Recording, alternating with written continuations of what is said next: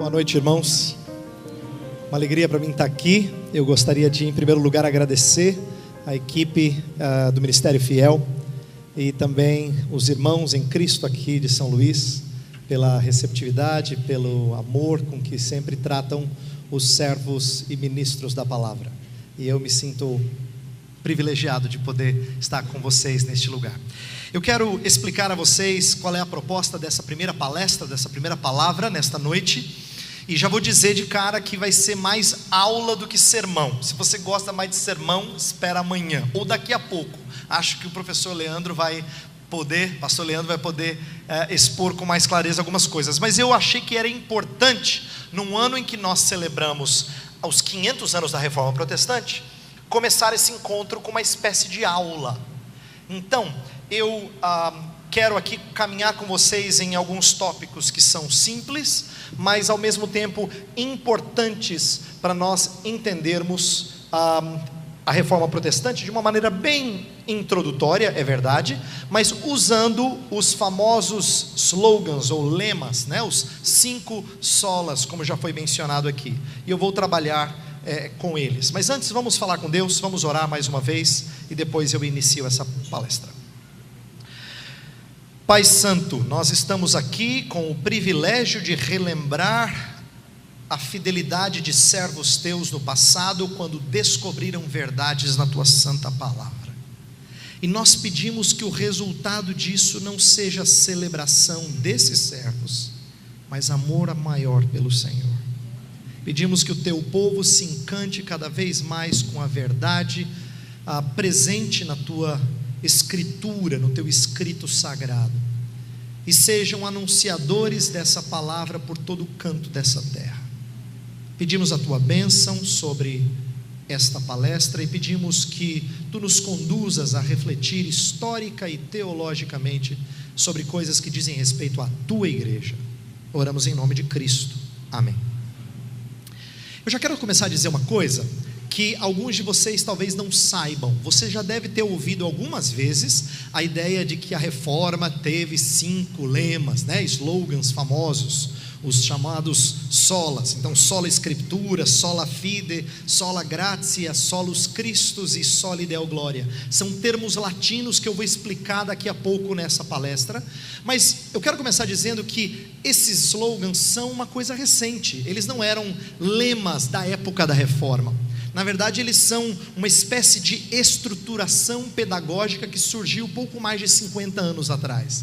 Mas a gente fala como se fosse uma coisa assim tão conhecida e tão comum que parece que os nossos parceiros de 100 anos atrás falavam, então, 5 solas. E você dizia, é verdade, os 5 solas.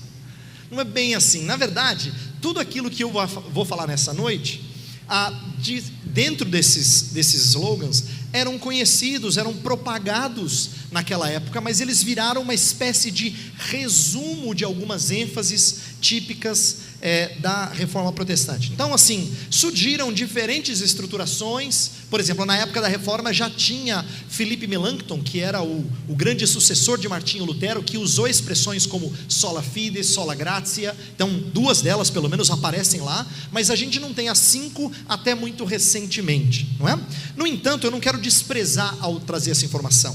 Eu quero dizer a você que, embora você não encontre esses temas como nós os conhecemos lá atrás, eles viram um bom resumo de ênfases-chave do movimento protestante em oposição ao ensino da Igreja Católica Romana. Então, o que eu quero fazer nessa noite é uma proposta de um princípio organizador dos 5 solas, porque se pastor Leandro e eu vamos expor esses 5 slogans nos próximos 2 dias, né, hoje e amanhã, então eu gostaria nessa primeira palestra de fazer algo que fosse introdutório, mas eu queria amarrar num tema só. A minha proposta é de que o conceito de autoridade da igreja estava em jogo no início da reforma, e num certo sentido ele resume algumas das coisas que nos são ensinadas nesses 5 slogans, tá? Nesses 5 lemas famosos. Então, o princípio organizador, e esse é o título que eu dei para essa palestra, é reconceituando a autoridade da igreja. Eu quero que a gente entenda pelas lentes desses 5 lemas, como é que a igreja foi vista de uma forma um pouco diferente, mas na verdade voltando a princípios que tinham sido esquecidos. Então, a autoridade da igreja existe, ela é real, mas ela é uma autoridade que não é intrínseca à igreja. Tem vezes que ela perde, porque ela é derivada de quem tem autoridade em si mesmo. Então a gente vai falar por exemplo, de autoridade que é do Senhor, é derivada da palavra do Senhor, ou da salvação que nós temos em Cristo. Todas essas expressões de autoridade têm a ver com os 5 solas. Então, quando a reforma eclodiu, quando ela surgiu, no século XVI, a gente pode dizer que houve um rompimento com algumas autoridades conflitantes. Por exemplo, uma das coisas que os reformadores fizeram foi romper com o peso que a tradição oral tinha em relação às escrituras. Autoridades conflitantes. Mas houve também resgate de uma autoridade dita infalível, a escritura sagrada. Houve também continuidade de autoridades secundárias, por exemplo, os pais da igreja, que foram chamados como uma espécie de resgate. Então, eu quero trabalhar nos próximos minutos essa ideia dos 5 solas à luz do conceito de autoridade da igreja. Então, eu tenho o seguinte esboço da palestra: 3 pontos maiores, e eu vou colocar vários subpontos. Então, se você acompanhar aí no slide, vai ficar mais fácil para você saber onde é que eu estou no decorrer dessa aula, tá? Então, os 3 pontos da palestra dessa noite. Primeiro, Lutero e Calvino sobre a autoridade da igreja. Então, primeiro eu quero mostrar como os 2 reformadores mais renomados trabalharam na mesma época, inclusive no mesmo ano, publicando sobre um tema de autoridade que a tradição da igreja tinha em relação ao ensino bíblico.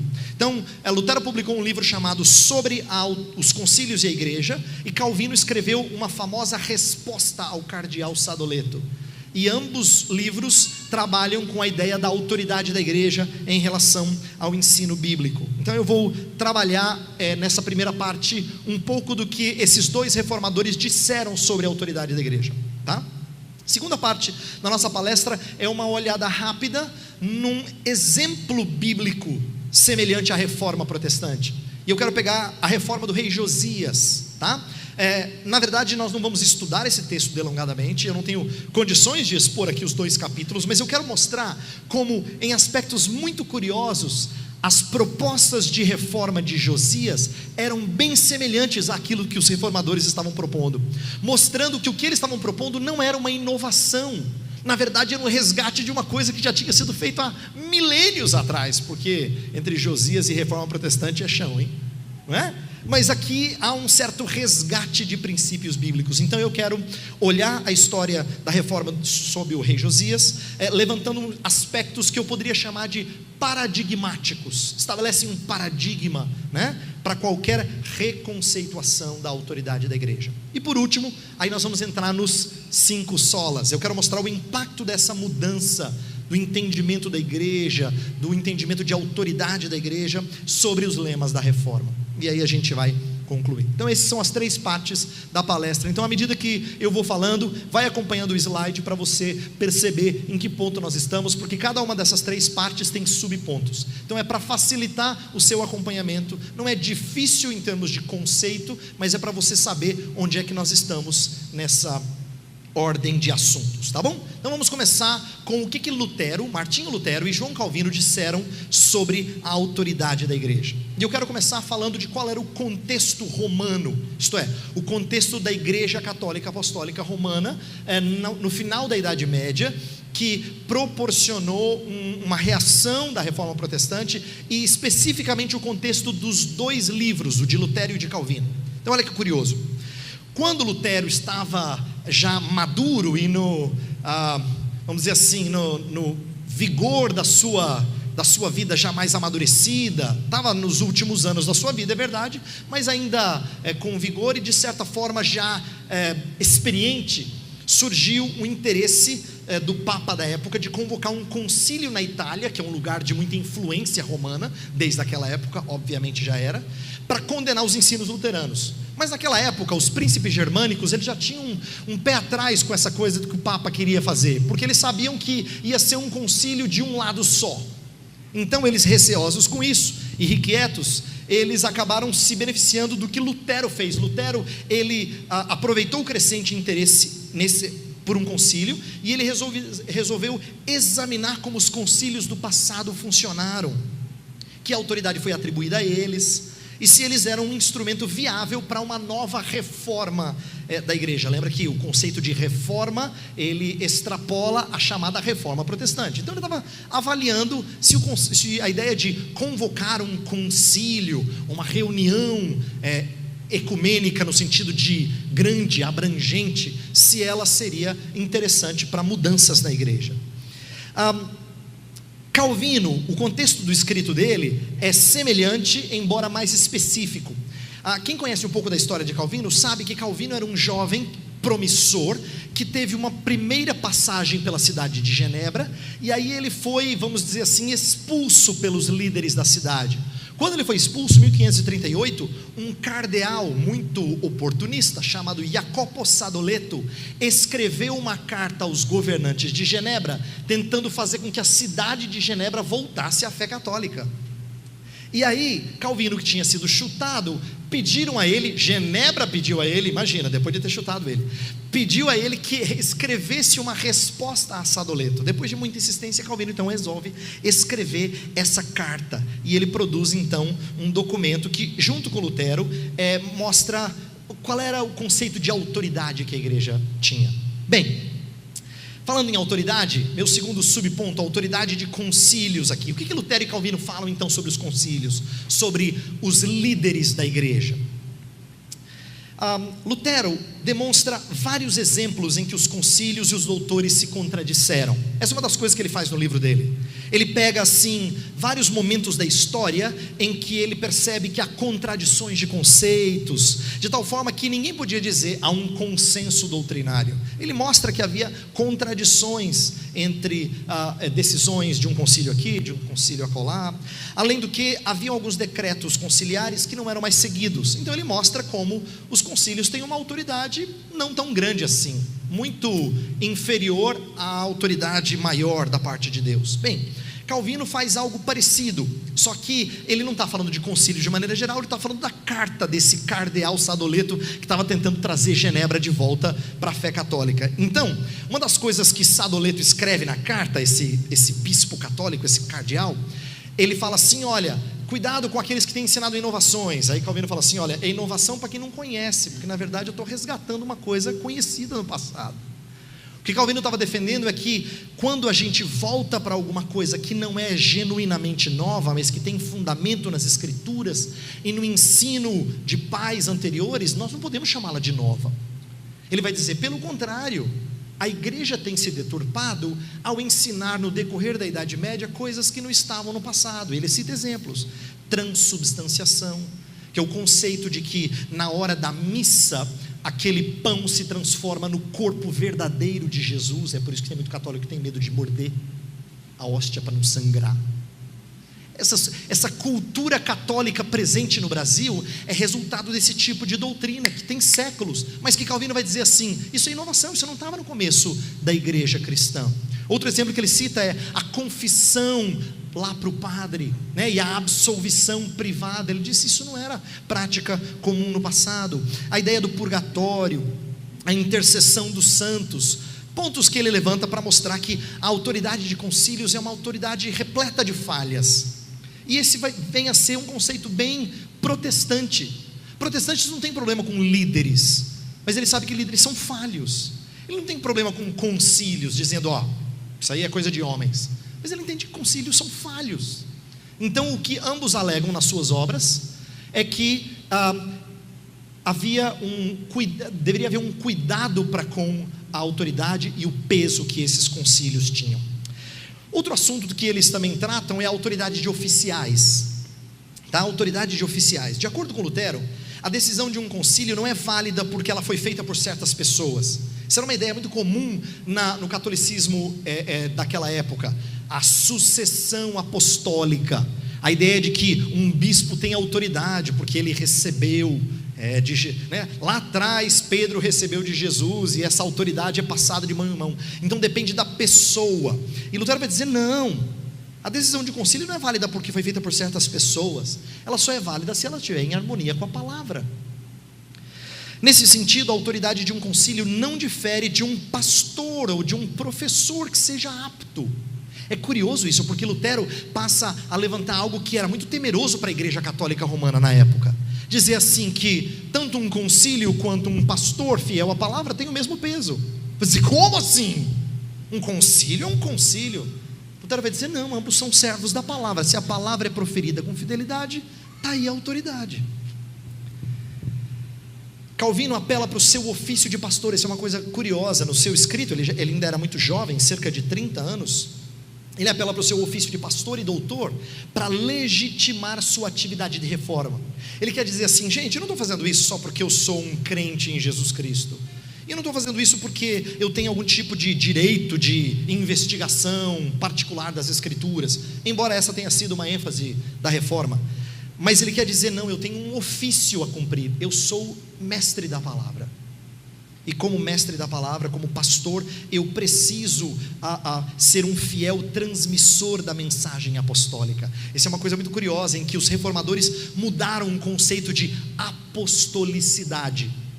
Você vê, na época da reforma, antes dos reformadores ensinarem essas coisas, chamar a igreja de apostólica significa que ela tinha recebido o bastão diretamente dos apóstolos. Então, eles falavam de autoridade baseada em sucessão de liderança. Era como se um líder dissesse assim, então agora eu vou passar o bastão de autoridade para você. Aí um pegava, aí no outro século transmitia para outro, e aí ia recebendo até que alguém dissesse assim, não, eu tenho uma ligação direta com os apóstolos lá atrás. O que Calvino vai dizer é que a sucessão que Deus faz que nós tenhamos com o ensino apostólico é uma sucessão de fé, não de pessoas.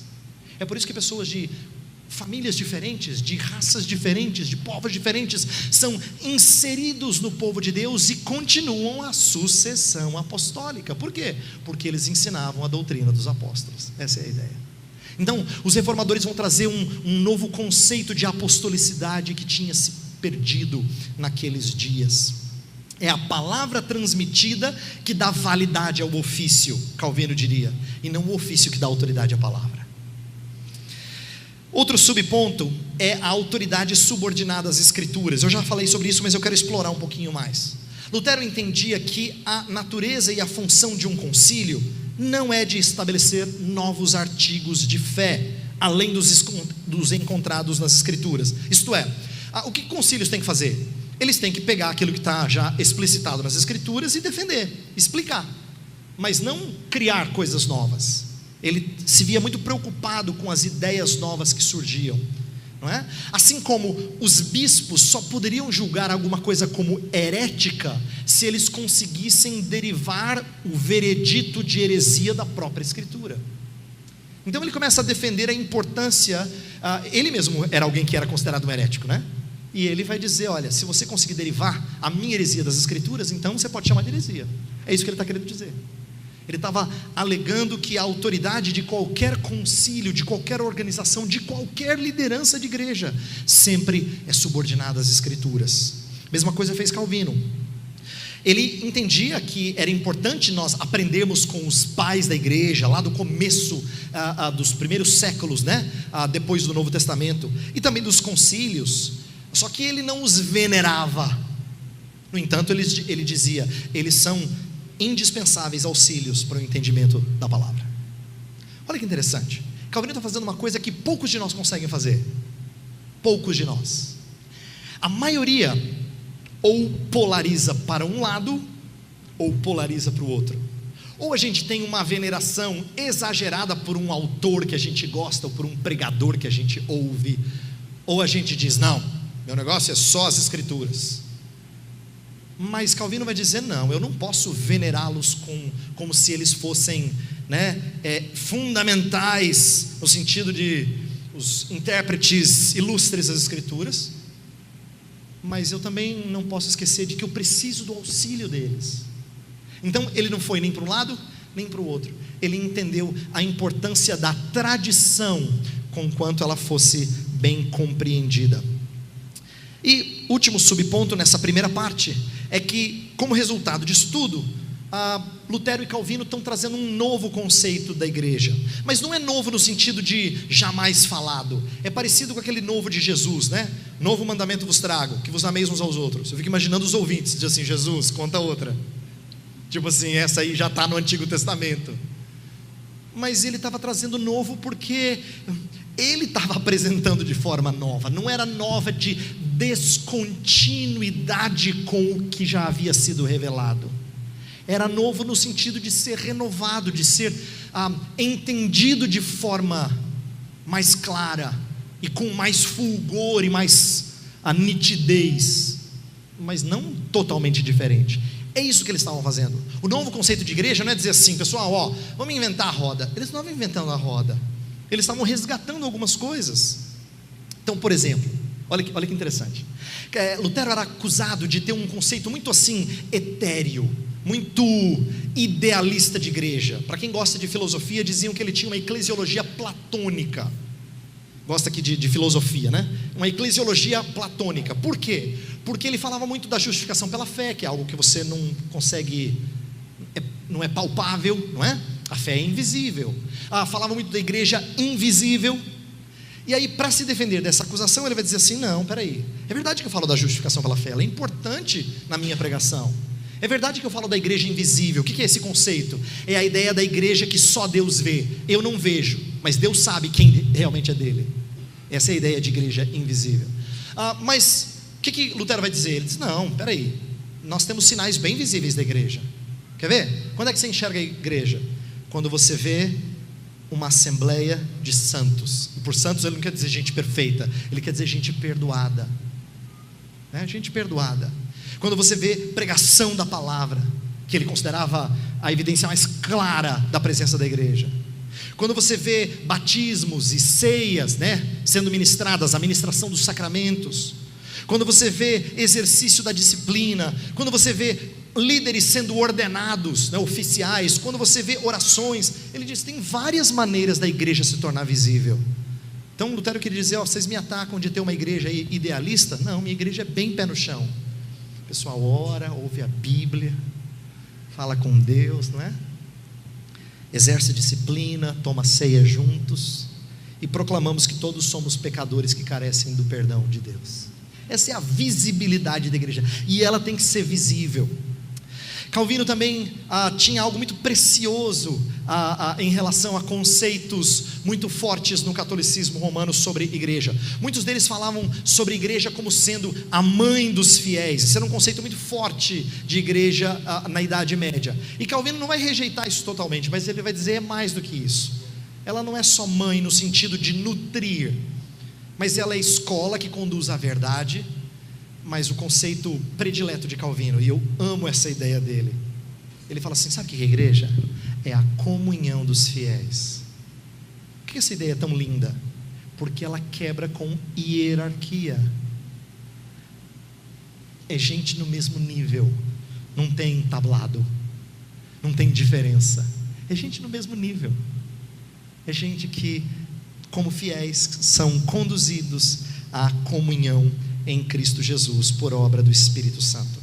Então, esse é o novo conceito de igreja, de forma bem resumida, trazida pelos reformadores. Bem, essa primeira parte era só um resumo histórico dessas ênfases. Eu quero agora entrar num exemplo bíblico. Então eu vou pedir que você abra a sua Bíblia. A gente vai caminhar aqui nesse exemplo semelhante de reforma, só que agora nas Escrituras. E eu quero mostrar como muitas das coisas que aconteciam na época da reforma, no começo dela, era bem parecido com a história de Josias. E o que ele se propõe a fazer é muito parecido com o que Lutero e Calvino queriam propagar, tá? Então abra sua Bíblia lá em 2 Reis. Nós vamos começar no capítulo 22. Eu não vou ler os 2 capítulos inteiros, fique tranquilo, tá? Eu tenho hora para terminar aqui. Não vou fazer uma exposição de 2 capítulos. Eu só quero destacar algumas coisas importantes para você saber, e vou ler alguns versos isolados aqui e acolá. Então, eu quero começar essa segunda parte com o contexto espiritualmente doente.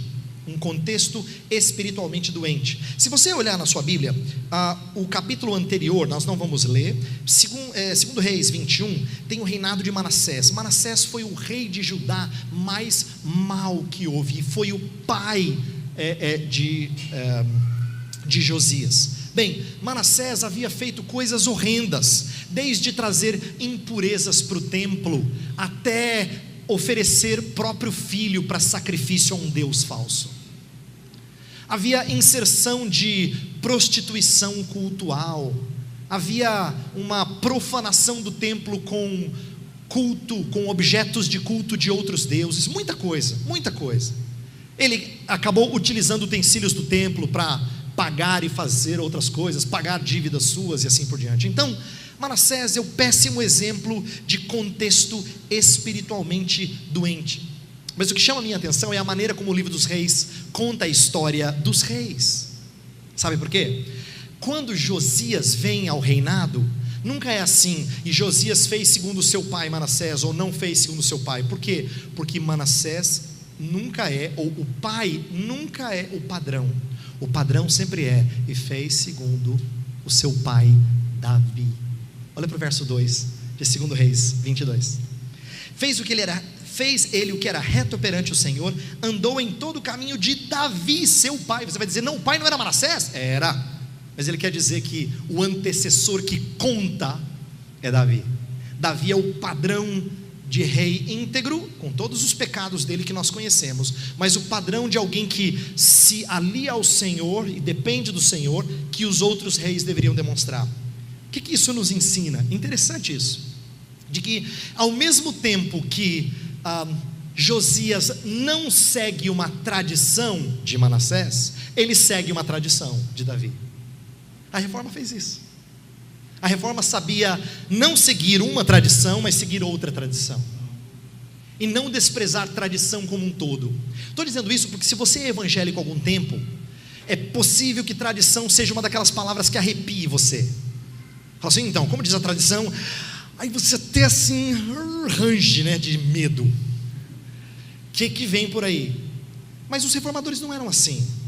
Veja, como é que eles olhavam para a igreja anterior a eles, a igreja da Idade Média, a igreja dos pais e assim por diante? Eles entendiam que o que era para ser desprezado era um tipo de tradição que valorizava a interpretação das escrituras, uma espécie de fonte distinta de revelação, melhor dizendo, fonte distinta de revelação, onde a Bíblia era silente, a tradição deveria opinar.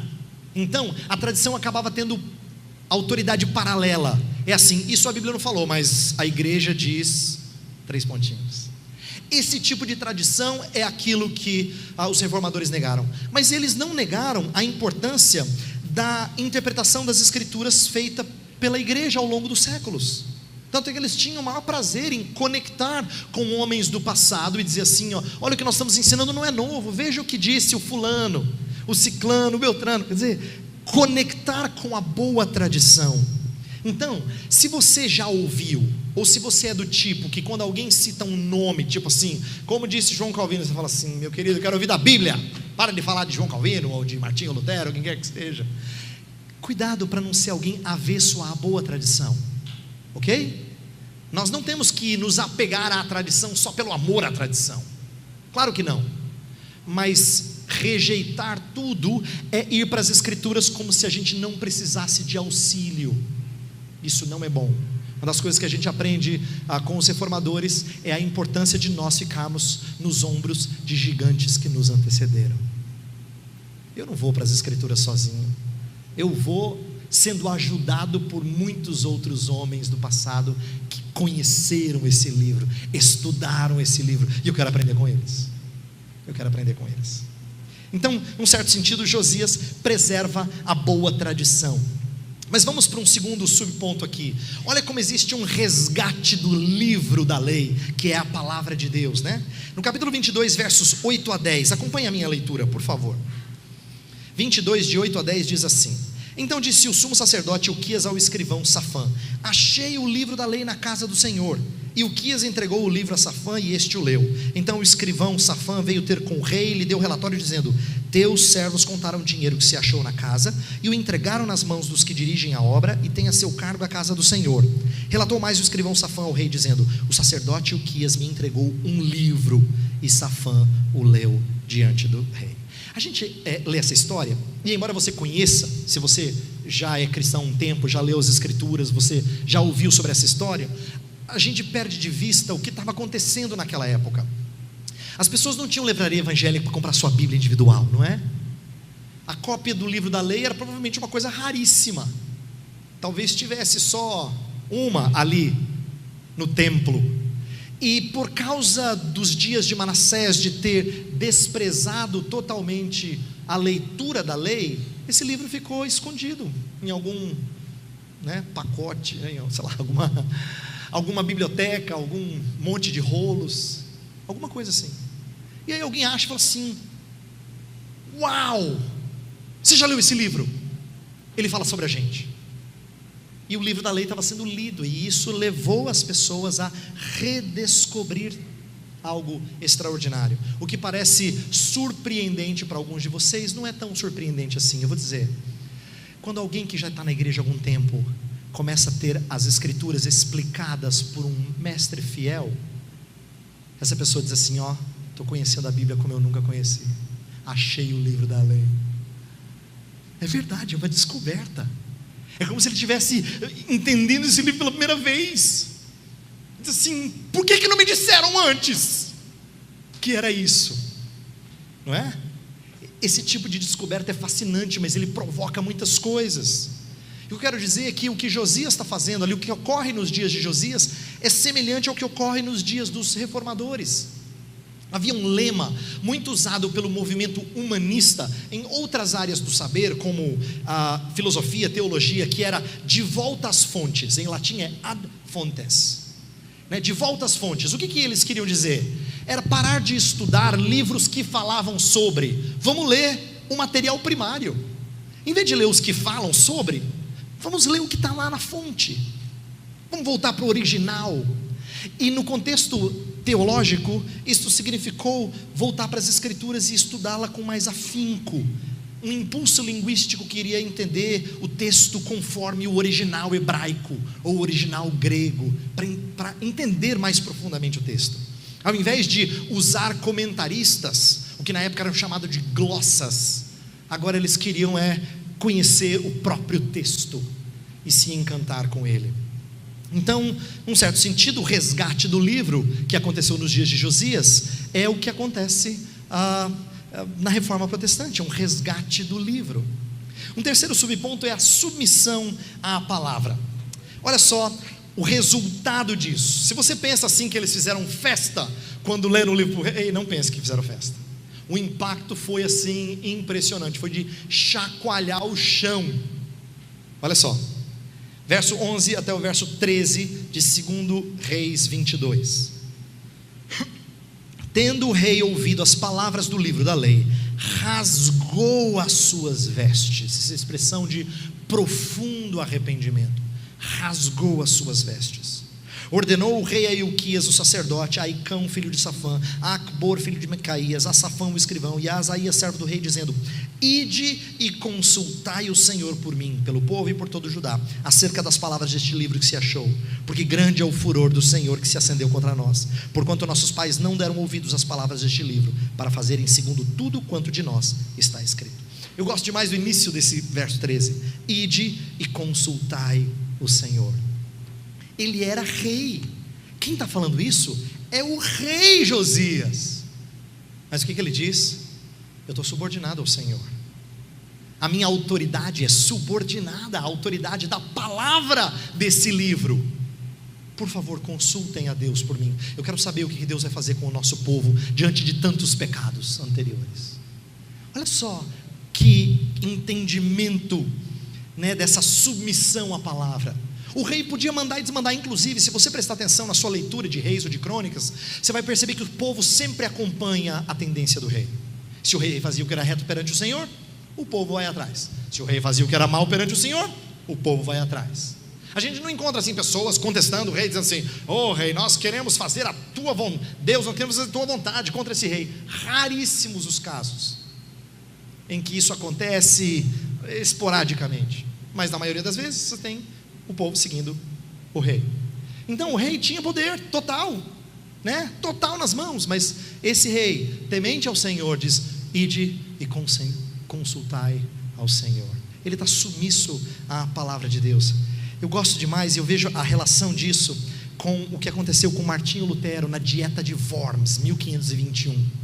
A Dieta de Worms foi um encontro no qual muitos líderes foram reunidos para, dentre outras coisas, exortar Lutero a negar tudo que ele tinha ensinado até então. Estava no começo da reforma, mas Lutero já tinha chacoalhado muita gente, e ele é colocado diante de uma situação em que ele tem que dizer: eu me arrependo de tudo que eu escrevi. Tudo bem, Lutero, então agora a gente não expulsa você da igreja. Mas Lutero fala uma frase famosa que virou uma espécie de lema de tudo aquilo que ele ensinou. Ele falou: a não ser que eu seja convencido pelas Escrituras, pela palavra, a não ser que eu não vá contra a minha consciência, que ele fala que não é bom ir contra a consciência, eu vou permanecer onde eu estou. É aqui que eu fico. É aqui que eu fico. Essa frase, por mais que ela seja simples, ela vem num contexto de tremenda perseguição, que poderia significar ali a própria vida dele. Mas ele diz: a não ser que eu seja convencido pelas Escrituras, eu fico aqui, eu permaneço onde eu estou. Isso é submissão à palavra. Submissão à palavra não é ser arrogante, é ser humilde servo dela. É isso que você precisa entender.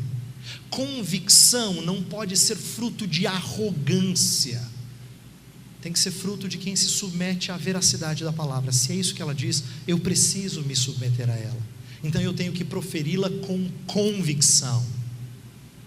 Não é arrogância, é humildade. Falando em humildade, o próximo subponto fala da reforma que pressupõe arrependimento. 2 Reis 22 versos 19 e 20 dizem assim: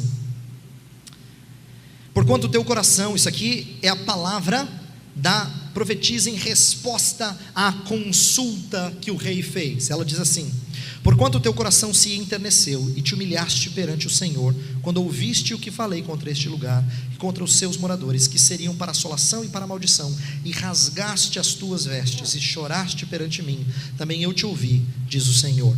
Pelo que eis que eu te reunirei a teus pais, e tu serás recolhido em paz à tua sepultura, e os teus olhos não verão todo o mal que hei de trazer sobre este lugar. Então levarão eles ao rei esta resposta. O que está acontecendo aqui? Deus falou assim: por causa da tua humilhação, eu não vou trazer juízo nos teus dias. Por causa da tua humilhação, eu não vou trazer juízo nos teus dias. A ideia de arrependimento é preciosa em toda a Escritura. Todas as vezes que um rei queria renovar a aliança com o Senhor, isso pressupunha quebrantamento, arrependimento. E eu quero que você compreenda o seguinte: reforma não acontece se não tiver arrependimento. Inclusive, uma das coisas que chamou a minha atenção lá atrás, quando eu comecei a estudar pela primeira vez as 95 teses, é que a primeira das 95 diz assim: nosso Senhor e Mestre Jesus Cristo, em dizendo arrependei-vos, afirmava que toda a vida dos fiéis deve ser um ato de arrependimento. E assim começam as 95 teses. Toda a vida dos fiéis deve ser um ato de arrependimento. Arrependimento pressupõe, ou melhor, reforma pressupõe arrependimento. Lutero estava vendo uma corrupção generalizada, e o que ele queria era reformar a igreja, mas isso exigia arrependimento. E isso acontece na nossa vida também. Não pode haver, como não podia haver nos dias de Josias, um mero medo das consequências. Isso acontece com um outro rei, Saul. Saul desobedece o Senhor. Samuel, o profeta, chega diante dele, o confronta, e aí Saul fala assim: ora para o seu Deus, para que isso que você falou não aconteça conosco. Saul está tão distante do Senhor, que ele fala para o seu Deus, Samuel.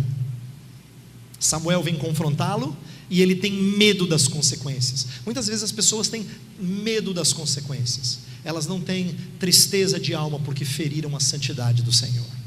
Isso é muito diferente nas Escrituras, tá? Alguns diriam assim, tem momentos que eles falam assim: arrependimento não é o que o Judas experimentou, é aquilo que Pedro experimentou, é a tristeza, a frustração de ter desonrado o Senhor da sua vida. Último subponto dessa segunda parte, nós vamos para a última: autoridade subordinada às Escrituras para reformar. Capítulo 23, os versos 4 até o 23, eu não vou ler tudo, fala de vários aspectos em que as Escrituras nortearam vários atos de reforma. E você vai perceber agora que muita coisa que eu falei de Lutero e Calvino repete aqui. tudo que eu falei na primeira parte, várias coisas que eu falei na primeira parte.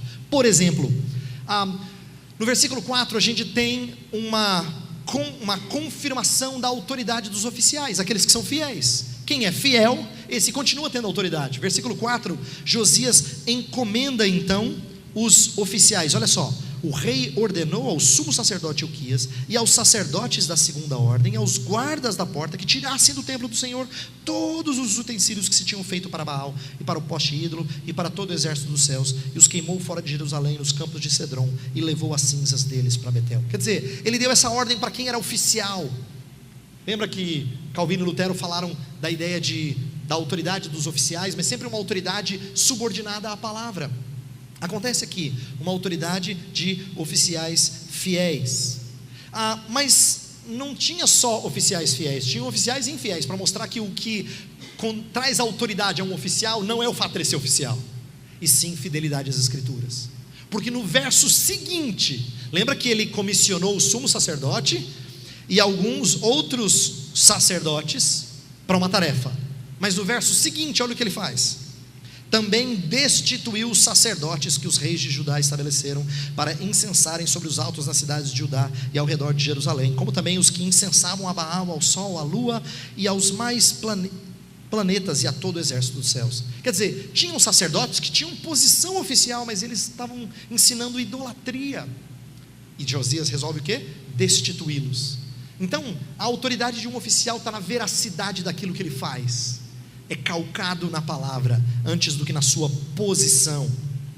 Mesma coisa no versículo 8, fala que aos sacerdotes que trouxe da cidade de Judá, que profanaram os altos, também foram destituídos. Então existe aqui um cuidado de limpar de maus líderes, uma reforma sempre limpa de maus líderes. Existe também uma quebra de tradições ruins, e preservação de boas tradições. Quer ver? Versículo 13: o rei profanou também os altos que estavam defronte de Jerusalém, à mão direita do monte da destruição, os quais edificara Salomão, rei de Israel, para Astarote, abominação dos sidônios, e para Quemos, abominação dos moabitas, e para Milcom, abominação dos filhos de Amon. Quer dizer, tinha ali um monumento feito por Salomão, estamos falando de 300 anos antes, que permaneceu, ninguém mexeu. Por quê? Foi o rei Salomão que fez. Ele quebra, destrói, isso não faz bem a um povo idólatra. Então ele rompe com tradições antigas. Mesma coisa no versículo 15, olha lá: também o altar que estava em Betel e o alto que fez Jeroboão, filho de Nebate, que tinha feito pecar a Israel, esse altar junto com o alto, o rei derribou, destruiu o alto, reduziu a pó o seu altar e queimou o poste ídolo. Jeroboão viveu 200 e poucos anos antes de Josias. O que ele fez? Destrói. Mas é um marco histórico, e as pessoas que vêm visitar aqui tiram foto, fazem turismo. Não, quebra. Ele rompe com as tradições que são maléficas. Mas não pense que ele só gosta de destruir tudo que é antigo, ele também preserva a boa tradição. Tem uma coisa muito curiosa que acontece no versículo 16 a 18, olha só: olhando Josias ao seu redor, viu as sepulturas que estavam ali no monte, mandou tirar delas os ossos e os queimou sobre o altar, e assim o profanou, segundo a palavra do Senhor que apregoara o homem de Deus que havia anunciado essas coisas. Então perguntou: que monumento é este que vejo? Responderam-lhe os homens da cidade: é a sepultura do homem de Deus que veio de Judá e apregou estas coisas que fizeste contra o altar de Betel. Josias disse: deixai-o estar, ninguém mexa nos seus ossos. Assim deixaram estar os seus ossos com os ossos do profeta que viera de Samaria. Você pode ler essa história, está em 1 Reis 13, 3 séculos antes de Josias. Alguém disse: vai ser destruído toda essa profanação aqui. E a história é muito triste, porque o homem de Deus que falou uma verdade acabou pecando contra o Senhor e foi castigado, mas o que ele disse era verdadeiro. Fizeram um monumento lá. Josias descobre isso. Ele não fala quebra, ele pergunta: o que é isso aqui? Esse foi o homem de Deus que há muito tempo atrás profetizou o que o Senhor está fazendo, rei. Deixa então, é para a gente lembrar que quando Deus fala que vai fazer, Ele faz. Ele preserva a boa tradição. Curioso isso. Ele quebra algumas coisas, as outras ele preserva. Ele não é contra tudo, ele não é radical para quebrar com todo tipo de tradição. E para fechar esse subponto, existe uma centralidade da cruz. Versículos 21 a 23, ele celebra a Páscoa, e é porque a Páscoa era o centro da mensagem. Uma das coisas mais preciosas que a Reforma fez foi resgatar a centralidade do Evangelho de Cristo na cruz do Calvário. Josias faz isso. Grandes reformadores de Judá, como Ezequias e Josias, celebram grandes Páscoas, porque elas eram festividades que traziam sentido a um povo remido, a um povo perdoado. É assim com a centralidade da cruz. Eu quero terminar então com a última parte da minha palestra, que é o impacto dessa mudança nos lemas da Reforma. Então a gente viu como Martinho Lutero e João Calvino questionaram alguns conceitos de autoridade da igreja e trouxeram uma nova leitura, não nova de diferente, mas nova de mais clara, em conexão com coisas do passado, mas uma releitura do conceito de autoridade da igreja. E a gente vê que isso não é uma novidade. Lutero e Calvino não estão inventando uma coisa do zero. Josias já tinha feito isso milênios antes, em que ele quebrou com várias coisas do passado, mas preservou o que era bom, e a sua autoridade era uma autoridade subordinada à palavra. Então o que eu quero fazer nesses últimos minutos e o que isso tem a ver com os solas? Como é que isso impacta os 5 solas da Reforma? Tá? Como é que o conceito de autoridade da igreja impacta? Então eu quero ir um por um, vou resumir brevemente o que ele significa. Nós não vou falar muito sobre ele, porque nós vamos expor um por um nas próximas mensagens, mas eu quero brevemente mostrar a conexão disso com o conceito de autoridade da igreja. Então primeiro, sola scriptura. Esse é o fundamento da autoridade da igreja. Eu já falei bastante disso, mas eu quero reforçar. O que os reformadores estavam querendo enfatizar, que foi resumido nesse lema, é que a tradição da igreja, aquilo que a igreja trazia como ensino, como se fosse complementar as escrituras onde elas eram silentes, não deveria acontecer.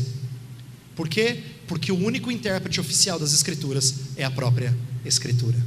Esse foi um dos lemas hermenêuticos da Reforma. A escritura interpreta a escritura. Você não entendeu uma parte? Vai ler o resto, que vai te ajudar a entender. Você não pede ajuda para os universitários, embora eles possam ajudar, né? Você vai pedir ajuda para a própria escritura. A escritura interpreta a escritura, ela torna a escritura mais clara. Aquilo que é mais obscuro num lugar é esclarecido em outro lugar. Esse foi um lema da hermenêutica, da interpretação da Reforma protestante. Ela é a sua melhor intérprete. E que aplicação isso tem para nós? Eu quero agora fazer aplicações de cada um desses solas. Veja só, a igreja só tem autoridade de determinar um caminho a seguir sobre o que acontece dentro dela ou ao seu redor, quando ela está calcada nas escrituras. Na igreja não tem lugar para achismo, né? Ou para quaisquer regras que não sejam extraídas explicitamente das escrituras ou deduzidas claramente das escrituras. Então, se alguma coisa não está claro nas escrituras, que não está explícito ou não pode ser deduzido com muita clareza, a gente tem que tomar cuidado para não transformar isso em lei. A gente chama isso de sabedoria. Deixa eu explicar. Tem certas questões que às vezes nós enfrentamos que a gente gostaria de uma resposta à la lei, estilo regra, né? Decreto imperial. Eu vou fazer perguntas que vocês vão começar a pensar assim: é verdade, fulano já fez, eu já fiz. Quer ver? Crente pode fazer tatuagem, pastor? Mulher pode trabalhar fora ou deve ficar em casa cuidando dos filhos? Há coerência entre cristianismo e certas posições políticas? É recomendável cantar apenas textos bíblicos? Por que eu estou fazendo essas perguntas? Cada uma delas não tem uma resposta do tipo assim: é claro, já leu 2 Coríntios? Não é assim. Tem muita coisa que nós temos dúvida, que você às vezes não consegue dizer explicitamente, está nas escrituras isso, ou você consegue derivar e é óbvio que a resposta é esta. Às vezes tem conceito que a gente diz assim: olha, pelo que eu conheço das escrituras, eu julgo que seja mais sábio esse caminho. Mas quando eu falo eu julgo que é mais sábio, eu não determino, porque a igreja não tem autoridade para determinar o que não está determinado como lei, como regra. Eu não posso dizer que alguma coisa é pecado quando a escritura não diz com todas as letras que é pecado. Isso é uma coisa que a gente precisa aprender, porque nós estamos num tempo em que parece que a gente é evangélico, que a gente é protestante, mas está cheio de igreja com regra que vai além das escrituras. Está cheio. Mas isso é usurpar a autoridade. estar debaixo, subordinado à autoridade das Escrituras, crer no sola Escritura e dizer: eu só posso dizer que uma coisa é pecaminosa se as Escrituras me dizem que é pecaminosa, senão eu vou dizer a partir de sabedoria que eu tenho aprendido. Eu tenho deduzido isso das Escrituras, mas eu digo com muito temor. Há vários aspectos do ministério pastoral que pastores compartilham, mas eles não têm autoridade para dizer: você está errado. Eles dizem: olha, eu tenho inclinação para esse conceito.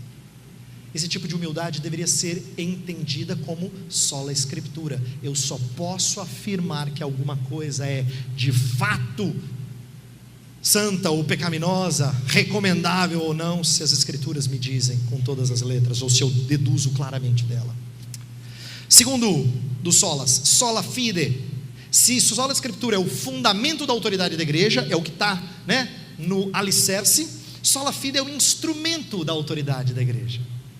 É um instrumento da autoridade da igreja. Por quê? Porque agora o que importa não é a justiça própria, não são as suas boas obras, mas as obras redentoras de Cristo apropriadas pela fé. É verdade que o catolicismo romano também falava da obra de Cristo. É claro, não pense que o católico fala assim: não, vocês protestantes creem que Jesus salva, a gente crê que tem as nossas obras. Não, nenhum católico defende isso. E não defendia também. Ele tentava, pelo menos parecia tentar, honrar a Cristo. Mas eu quero que você entenda que a diferença que os reformadores estavam propondo em relação ao ensino católico romano não é mera semântica. Veja por quê. Deixa eu fazer uma pergunta que pode ajudar você a compreender. Como é que você gostaria de ser avaliado por Deus e pelos homens? Pela quantidade de justiça divina que há em você, ou pela justiça divina atribuída a você? Como é que você gostaria que as pessoas te vissem? Pelo que você é em Cristo, ou por quão santo você é aqui dentro? Se você for honesto, você vai dizer: pelo que eu sou em Cristo, pastor. Porque se eles soubessem o que acontece aqui dentro, eu ia ficar com uma vergonha. Então, como é que você quer ser julgado? Pelos homens e por Deus? Pela justiça que há dentro de você, ou pela justiça que é atribuída a você, creditada a você? É isso que os reformadores queriam dizer quando eles falavam assim: gente, é só fé mesmo, é só fé para a gente se apropriar da justiça de Cristo. Agora veja por que isso é importante para a autoridade da igreja. Por que você, e agora você, eu vou dizer, na verdade vamos falar no plural, por que vocês se apresentam diante de Deus todo domingo lá, ousados que são, para louvar o santo, santo, santo, se vocês viveram uma semana pífia de vida cristã? Como é que você tem coragem? Você já viu os homens de Deus, quando eles se apresentavam diante de Deus, o que acontecia? Eles não falavam assim: Senhor, tudo bem, que prazer. Não, ninguém falava assim. Todo mundo queria morrer, fugir, sumir, enfiar a cabeça no buraco. Ai de mim, estou perdido. Sempre era um clamor desse tipo: vou morrer. Sempre era assim. Porque quando eles se deparavam com a santidade de Deus, isto lhes incomodava. Mas diante desse incômodo, como é que eles ainda assim se apresentavam diante de Deus? Porque Deus os recebia, não baseado na justiça deles, mas na justiça do próprio Deus. Sabe por que você tem a coragem, a empáfia de todo domingo ir lá cantar louvores a Deus, como se você fosse leal ao Senhor? É porque Deus não te considera segundo as suas próprias justiças, mas segundo as suas muitas misericórdias. Terceiro ponto, sola gratia. Se o primeiro se sola Escritura é o fundamento da autoridade da igreja, e sola fide é o instrumento da autoridade da igreja, eu diria que a sola gratia é a beleza ou a doçura da autoridade da igreja. Isso aqui é muito legal, porque a autoridade da igreja não é uma autoridade assim, sisuda, brava. Não, é uma autoridade graciosa. Isso é tão curioso, porque a maioria de nós, principalmente quem é pai, ou quem está numa posição de chefia, no trabalho, escola, onde quer que seja, você sabe que às vezes para impor autoridade você tem que falar grosso. A gente não está acostumado a pensar que autoridade e graça tem tudo a ver, mas na vida do povo de Deus tem. Essa autoridade é graciosa, ela é graciosa. Isso significa que, sola gratia significa que o peso não está nos méritos próprios. Por isso que Lutero foi contra as indulgências. né? Nós somos salvos pela graça, e pela graça com uma justiça passiva, ele dizia. Significa que nós não fazemos nada, nós não temos participação. Por isso que, de acordo com Lutero e Calvino, você não participava em nada da sua salvação. Eles não acreditavam numa salvação sinergista, em cooperação entre Deus e os homens. Pelo contrário, era totalmente monergista. Deus é quem vem nos salvar. Agora, eu quero aplicar e tentar mostrar isso a vocês, o porquê que isso é importante. Presta atenção em como a autoridade precisa ser graciosa. Uma vez eu estava aconselhando um casal, no qual havia tido problemas de relacionamentos sérios. Eles poderiam talvez ter rompido esse relacionamento, mas eu disse aos dois: como é que vocês gostariam de ser julgados? Por justiça ou por misericórdia? Qual é o fundamento do relacionamento de vocês? O que norteia o relacionamento de vocês? É justiça? Se é justiça, então a gente vai jogar na cara. É assim que um casal que se relaciona em justiça faz. Justiça, ela é cega, ela é seca, ela lança todos os pecados contra você. Ou você prefere um casamento calcado em misericórdia? Isso muda os nossos relacionamentos, inclusive dentro da igreja. Não só entre um casal, mas dentro da igreja. A autoridade da igreja precisa ser uma autoridade que o fundamento do juízo precisa ser misericórdia, graça. E isso certamente vai tornar a autoridade da igreja algo doce, algo belo. Quarto, solos Christus. Esse é o mediador da autoridade, ou o poder por detrás da autoridade. O peso não está nas pessoas ou nos rituais, isto é, refere-se à confiança que católicos depositavam em Maria, nos santos, mas não só isso, que muitas vezes evangélicos depositam em líderes, em gurus. Não, eles não podem ter esse peso de verdade encarnada.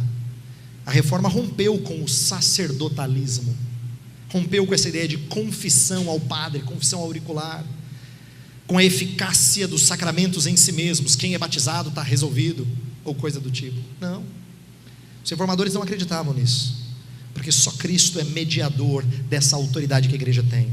E eu queria agora explicar algo que é muito prático, muito simples, mas que infelizmente nós não fazemos. É impressionante como essa é uma coisa difícil para a maioria dos crentes. A gente não deveria ser uma igreja de hierarquias. Nós não deveríamos pensar que um é maior do que o outro. Você vai dizer: não, eu sei, pastor, somos todos iguais. Mas você tem dificuldade, eu tenho também. A gente não fica todo bobo quando alguém importante vem do exterior para pregar. Você fala assim: eu vou lá tirar uma foto com ele.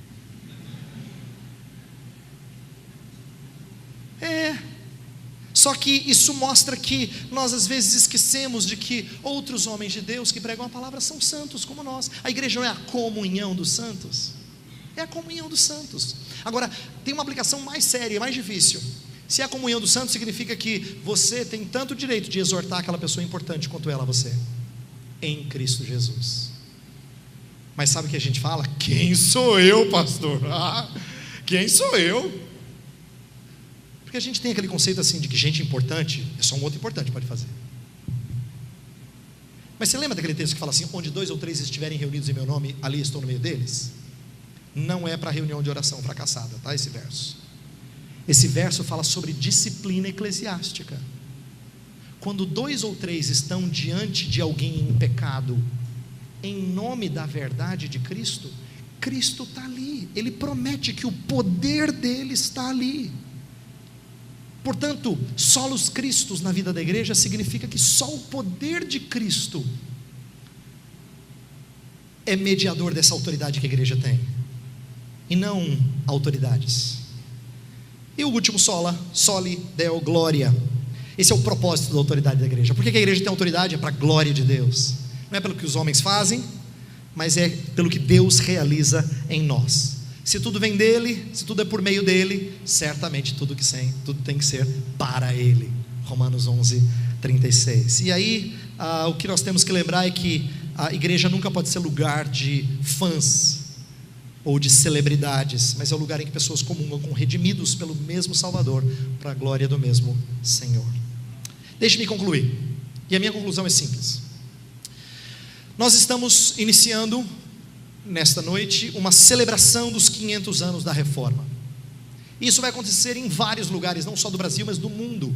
Nesse ano de 2017, os 500 anos da Reforma vão ser relembrados. Mas por que a gente faz isso? Não pode ser por um apego à história, como uma tradição inquestionável, ou porque a nossa igreja a gente acha que é a correta. Esse tipo de espírito iria contra o próprio espírito da Reforma. Por quê? A Reforma tinha em si o conceito de que igrejas deterioram. Então, por isso que você precisa reformar. É igual casa. Você não constrói a casa e ela fica intocável por 50 anos. Não é assim. Nesse mundo mau, igrejas se deterioram. Então o que você faz? Você reforma. E daí surge o famoso lema, e eu quero terminar com esse: Ecclesia semper reformanda est, que às vezes é traduzido por igreja reformada, que não está aí, mas igreja deve sempre estar reformando. Só que esse é um lema mal compreendido. Ele também é um lema recente, mas ele é um lema muitas vezes mal compreendido, e eu gostaria de terminar fazendo-nos refletir sobre a importância de um correto entendimento dele. O lema costuma ser visto como se fosse uma porta aberta para inovar. Gente, igreja reformada sempre reformando, entendeu? A gente tem que mudar aqui, está muito antiquado. Não é uma licença para você reinventar a igreja. Tem gente que está querendo reinventar a igreja e adequá-la aos tempos modernos. Não é isso. Na verdade, esse lema significa que a gente deve restaurá-la ao seu propósito original. O seu propósito original constantemente é negligenciado num mundo distorcido pelo pecado. Nós precisamos sempre resgatar qual é o propósito de Deus para a igreja. Sabe aquele famoso verso que fala assim: não vos conformeis com este século, mas transformai-vos pela renovação da vossa mente? Então, esse é um verso que não está propondo uma eclesiologia nova a cada geração. Olha, você pegar esse verso para dizer assim: agora estamos numa nova geração, nós somos a geração da internet. Isso não significa reinventar a igreja. Pelo contrário, o que nós temos que fazer é, a cada geração, resgatar aquilo que as gerações têm tendência de perder. Quando fala não vos conformeis com este século, é porque a mente comumente é adaptada a um tempo pecaminoso. Por isso que ela precisa aprender qual é a boa, perfeita e agradável vontade de Deus. Qual é a vontade de Deus para a vida da igreja? É isso que nós precisamos resgatar. É isso que significa a igreja reformada sempre reformando. Ela sempre volta. Por quê? Porque ela fica velha, ela deteriora, ela estraga, ela perde o propósito. Então ela precisa de reforma para voltar ao seu propósito original. Então, se eu pudesse fazer um jogo de palavras, seria mais ou menos o seguinte: não é a fé, isto é, aquilo em que nós cremos, que é reformada, mas é a fé, isto é, a nossa confiança nas verdades, que é reformada. Não é a fé objetiva que precisa de reforma, é a nossa fé subjetiva que precisa de reforma. Constantemente nós precisamos ser reformados, mudados, reestruturados, para que a gente se apegue de novo à perfeita, boa, agradável, santa vontade de Deus. E é isso que eu espero que essa conferência e outras reflexões nos ajudem. Vamos orar, pedir que Deus nos permita sempre reformar conforme os santos propósitos da sua palavra. Pai do céu, nós te bendizemos, porque tua palavra e a história da tua igreja nos ensinam coisas preciosas sobre a necessidade de nos reformarmos à luz da tua santa escritura. Pedimos que o teu povo reunido aqui nesta noite e amanhã reflitam seriamente sobre certos aspectos, por vezes negligenciados na tua igreja. Dá que aprendamos com homens do passado, não porque nós os veneramos, mas porque eles são auxílios importantes, diria até indispensáveis para o bom entendimento das Escrituras. Mas queremos ser subordinados a ela, e queremos reforma que sempre tenha ela como fundamento, como padrão, como diretriz. Então ensina o teu povo a ter a humildade de mudar o que precisa ser mudado, sempre diante da autoridade que vem do Senhor. Oramos em nome de Cristo. Amém.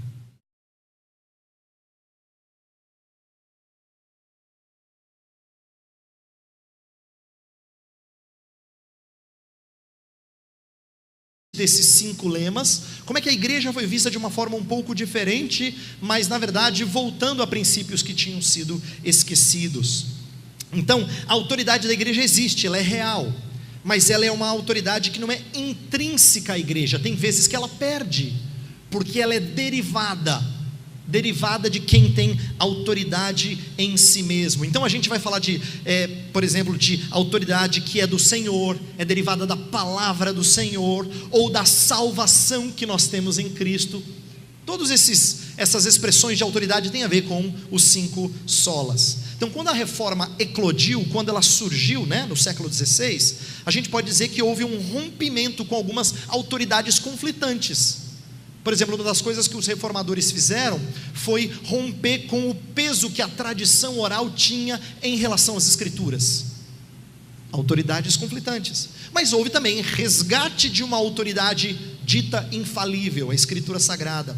Houve também continuidade de autoridades secundárias, por exemplo, os pais da igreja, que foram chamados como uma espécie de resgate. Então, eu quero trabalhar na próxima, para nós entendermos a reforma protestante de uma maneira bem introdutória, é verdade, mas usando os famosos slogans ou lemas, os 5 solas, como já foi mencionado aqui, e eu vou trabalhar com eles. Mas antes vamos falar com Deus, vamos orar mais uma vez, e depois eu inicio essa palestra.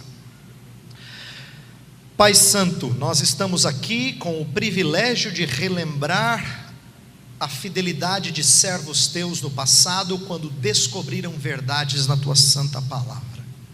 E nós pedimos que o resultado disso não seja celebração desses servos, mas amor maior pelo Senhor.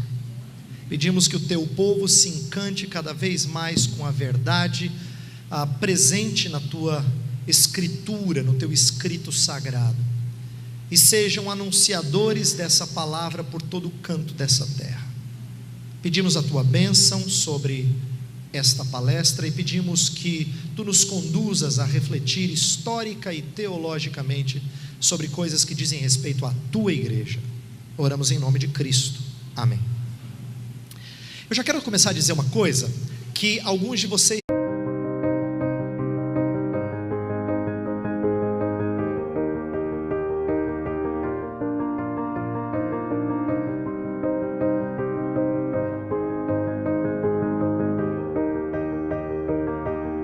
Boa noite, irmãos.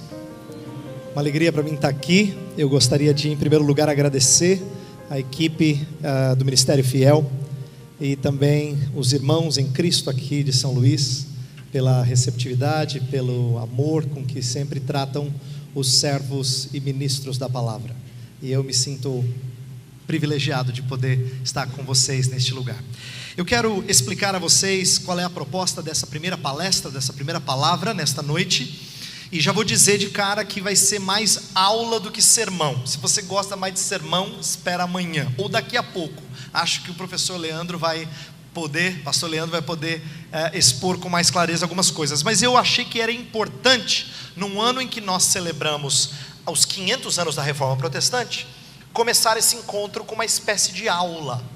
Então, eu quero aqui caminhar com vocês em alguns tópicos que são simples, mas ao mesmo tempo importantes, talvez não saibam. Você já deve ter ouvido algumas vezes a ideia de que a reforma teve 5 lemas, slogans famosos, os chamados solas. Então, sola Scriptura, sola fide, sola gratia, solus Christus e soli Deo gloria. São termos latinos que eu vou explicar daqui a pouco nessa palestra.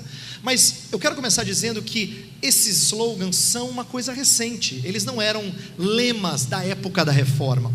Na verdade, eles são uma espécie de estruturação pedagógica que surgiu pouco mais de 50 anos atrás.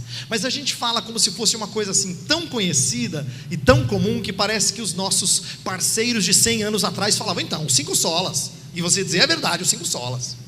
Não é bem assim. Na verdade, tudo aquilo que eu vou falar nessa noite, dentro desses slogans, eram conhecidos, eram propagados naquela época, mas eles viraram uma espécie de resumo de algumas ênfases típicas da Reforma Protestante. Então, assim, surgiram diferentes estruturações. Por exemplo, na época da Reforma já tinha Philippe Melanchthon, que era o grande sucessor de Martinho Lutero, que usou expressões como sola fide, sola gratia. Então, duas delas pelo menos aparecem lá, mas a gente não tem as 5 até muito recentemente, não é? No entanto, eu não quero desprezar ao trazer essa informação. Eu quero dizer a você que, embora você não encontre esses temas como nós os conhecemos lá atrás, eles viram um bom resumo de ênfases chave do movimento protestante em oposição ao ensino da Igreja Católica Romana. Então, o que eu quero fazer nessa noite é uma proposta de um princípio organizador dos 5 solas, porque se Pastor Leandro e eu vamos expor esses 5 slogans nos próximos 2 dias, né, hoje e amanhã. Então eu gostaria nessa primeira palestra de fazer algo que fosse introdutório, mas eu queria amarrar num tema só. A minha proposta é de que o conceito de autoridade da igreja estava em jogo no início da reforma, e num certo sentido ele resume algumas das coisas que nos são ensinadas nesses 5 slogans, tá? Nesses 5 lemas famosos. Então, o princípio organizador, e esse é o título que eu dei para essa palestra, é reconceituando a autoridade da igreja. Eu quero que a gente entenda pelas lentes